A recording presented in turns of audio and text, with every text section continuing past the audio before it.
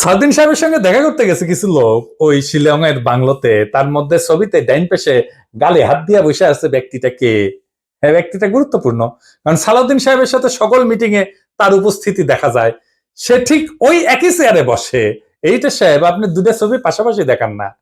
দেখেন দুই সময়ের ছবি কলে দেখা করতে এসছে, তারাও ভিন্ন কলে। হ্যাঁ, সালাউদ্দিন সাহেব এক ছবিত লুঙ্গি পরে আছে আর এক ছবিত পায়জামা পরে আছে। দেখেছেন, কিন্তু ওই বান্দা ঠিকই একই আছে ওই ওই চেয়ারে। কে সে জন, তার নাম কি জানেন? তার নাম বিপ্লব পার্থ। চট্টগ্রামে তাকে সবাই চেনে আওয়ামী লীগের একজন লেসপেন্সার, আওয়ামী লীগের একজন কর্মী এবং ভারতীয় এজেন্ট হিসেবে। আওয়ামী লীগের 15 বছর পুরোটা সময় দাপটের সাথে জীবনযাপন করে গেছেন। ছিলেন চট্টগ্রাম মহানগর আওয়ামী লীগের সাধারণ সম্পাদক আজম নাসির উদ্দিনের অন্যতম ডাইন হাত। আজম নাসিরের অনলাইন একটা পোর্টাল আছিল, তার নাম ছিল জয় নিউজ। জয় নিউজের সাংবাদিক হিসেবে দীর্ঘদিন কাজ করেছিল এই বিপ্লব পার্থ, মার্শাল্লাহ। কিন্তু এইসব পরিচয়ের বাইরেও তার একটা বড় পরিচয় আছে। বিপ্লব পার্থর মূল পরিচয়, সে ইসকনের চট্টগ্রাম বিভাগের মিডিয়া সেলের সমন্বয়ক। হ্যাঁ, সমন্বয়ক না, সমন্বয়ক। হ্যাঁ, এটা আবার গৌরবে ফেসবুকে ঘোষণা দিয়ে প্রচার করেছিল সে। চট্টগ্রামে চিন্ময় ইস্যুতে সবচেয়ে বেশি যে লোকটা সক্রিয়, সেটা হইতেছে বিপ্লব পার্থ। দেখেছেন মিছিলে, দেখেছেন আজম নাসিরকে দ্বিতীয়বার চট্টগ্রাম সিটি কর্পোরেশনের মেয়র নির্বাচনের জন্য মনোনয়ন পাওয়া দেওয়ার জন্য ওই নাকি অমিত শাহর কাছে নিয়ে গেছিল আজম নাসিরকে। আওয়ামী লীগ সরকারের আমলে বিপ্লব নাকি 60 বারের বেশি ইন্ডিয়া সফর করেছে। গর্ব করে কইতো, সব জায়গায় প্রচার করতো। আর এই সমস্ত সফরের নাকি বেশিরভাগই ছিল সরকারি সফর।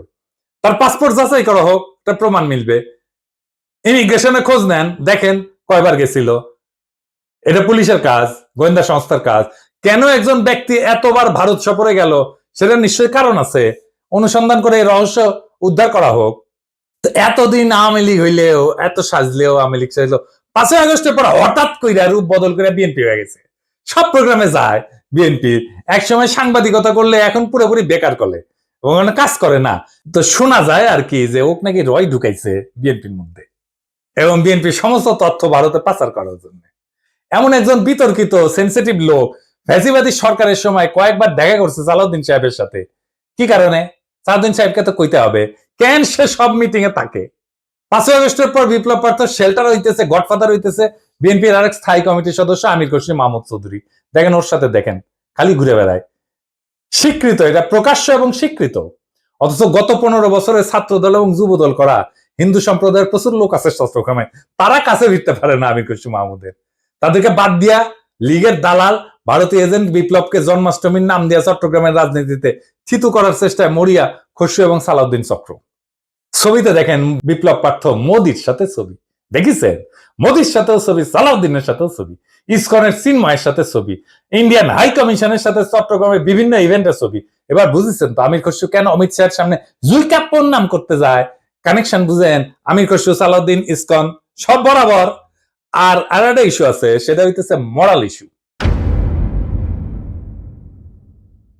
আমার স্কুলে বড় ভাই ডাক্তার ফিরোজ খুব ভালো ছাত্র ছিলেন। ডাক্তারি শেষ কইরা উনার ক্যারা উঠেছিল, উনি পলিটিক্স করবেন। খালেদা জিয়ার অ্যাসাইনমেন্ট অফিসার ছিলেন, খুব দাপুটের নেতা ছিলেন বিএনপির। শুনতাম উনি নাকি দুর্নীতি করে ফাটাই ফেলিছে।